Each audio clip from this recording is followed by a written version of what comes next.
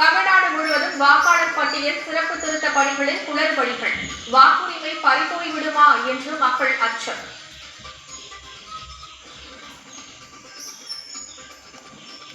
போதிய பயிற்சி இல்லாததால் சந்தேகங்களுக்கு பதிலளிக்க முடியாமல் திணறும் வாக்குச்சாவடி நிலை அலுவலர்கள், ஒரு சில இடங்களில் ஆதார் உள்ளிட்ட ஆவணங்களையும் கேட்பதாகவும் குற்றச்சாட்டு.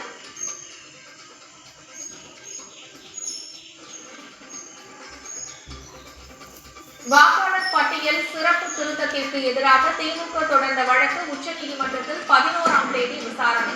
கணக்கெடுப்பு பணிகளை தீவிரமாக கண்காணிக்க கட்சியினருக்கு முதலமைச்சர் உத்தரவு.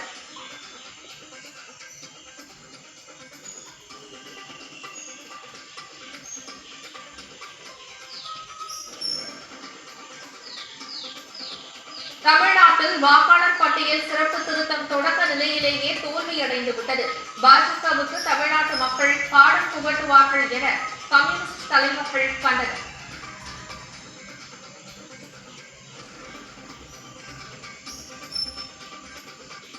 டெல்லி ரிதானா குடிசை பகுதியில் பயங்கர தீ விபத்து, குழந்தை உட்பட 3 பேர் படுகாயம், தீயை அணைக்கும் பணி தீவிரம்.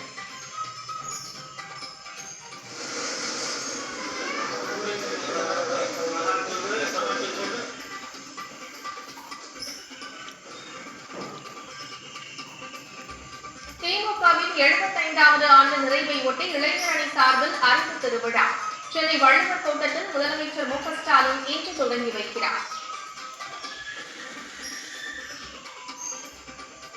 திமுக தவிக இடையேதான் போட்டி என கூறிய விஜய்க்கு வைகோ, கே.வி. முனுசாமி, நயினா நாகேந்திரன் கண்டனம்.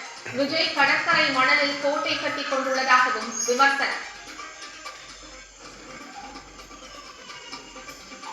அரசு பள்ளி மாணவர்களை தூத்துக்குடியில் இருந்து சென்னைக்கு சொந்த செலவில் விமானத்தில் அழைத்துச் சென்ற ஆசிரியர், மாணவர்களின் கனவை நனவாக்கிய ஆசிரியருக்கு குவியும் பாராட்டுகள்.